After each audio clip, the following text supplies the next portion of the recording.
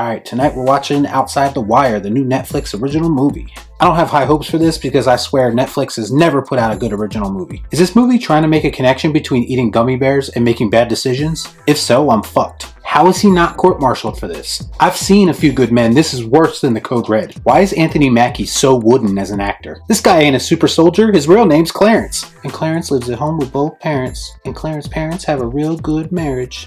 The dialogue in this movie is kind of cringe. It might be a war zone, but women and children still get sick.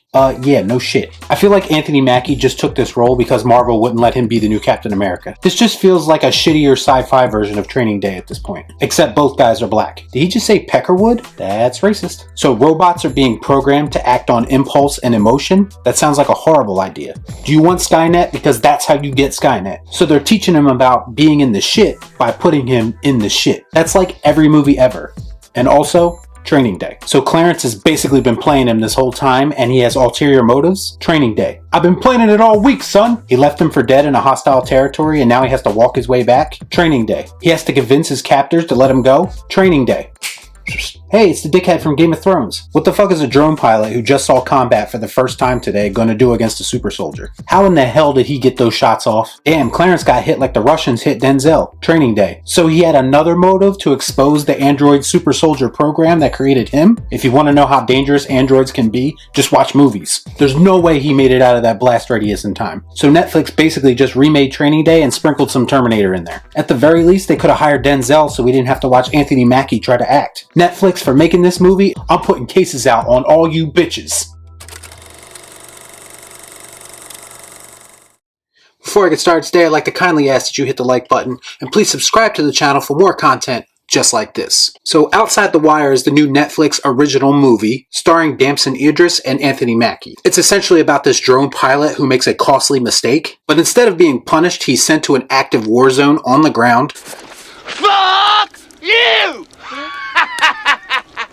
And put under the command of a top secret android officer. I guess the idea is for him to learn what it means to be a soldier on the ground and actually be in the shit.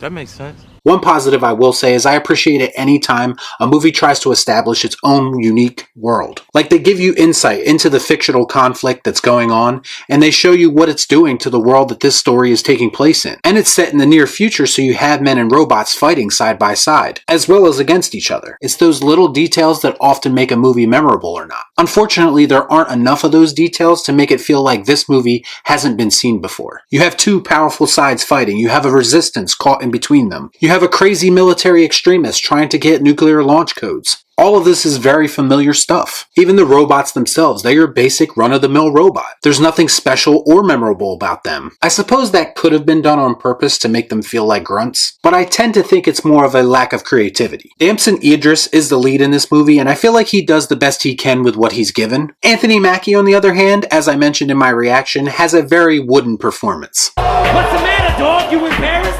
This guy's a gangster? His real name's Clarence. He's one of those characters that's trying way too hard to be tough. I guess you could argue that his wooden performance could be chalked up to him playing a robot, but it's also stated many times in the movie that he's supposed to be a robot that's more human than humans. So that doesn't really add up and the argument kind of collapses on itself. Plus, like I said in the reaction also, I found a lot of the dialogue to be very cringy. It could be the writers, it could be the delivery, but all I know is it was bad. I think the comparison I was making to Training Day is pretty warranted. I mean, in Training Day, Ethan Hawke's character didn't do anything wrong to be put in that situation, but everything after that, like once they're paired up, this movie hit a lot of the same beats. And honestly, it does come off as a sci-fi, less well-acted version of Training Day.